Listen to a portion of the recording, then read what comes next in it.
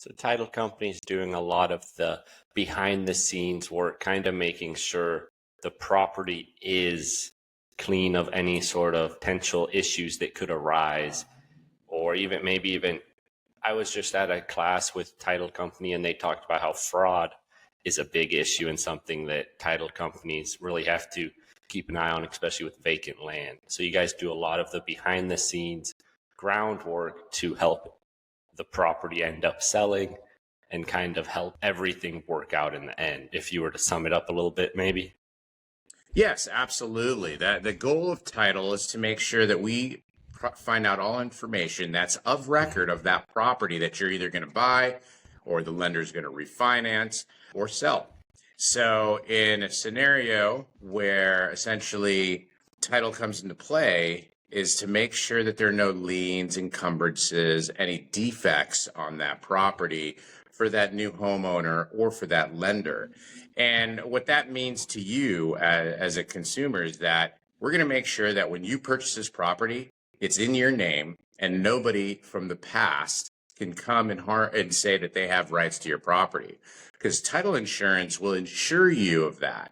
So say I pull up a property and I show who the rightful owner is, they sell to your buyer. The buyer now owns the property. Down the road, you end up having a, say, great great great grandfather who shows up and says, hey, I have rights to this property as well.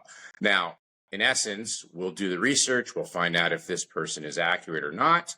And then if basically we miss something or a title company missed something, what they'll do is ensure to that buyer that they're in good standing and that they do own that property. And a claim would take place at that point to pay out this person or to handle the legal aspect of it to get rid of this issue that's taken place. So title insurance, again, is one of those things that everybody calls a tax because they never see it take place. But we have hundreds of claims that take place every year. Everything from maybe a mechanic's lien, say it's a new construction site and a builder, say for some reason missed a payment, which can happen, and it shows up on that new homeowner's property, say 3 months down the road when they wanted to do a refinance and capture some lower interest rates, as now that rates are a little higher. What would end up happening is they would file a claim with the title insurance company. They would communicate with that lien on the property. They would actually communicate with then the builder or take care of that issue. So then that homeowner can do their refinance and that encumbrance is gone or that lien is gone. A defect would be something also in the nature of, say, a property you're about to buy has a violation.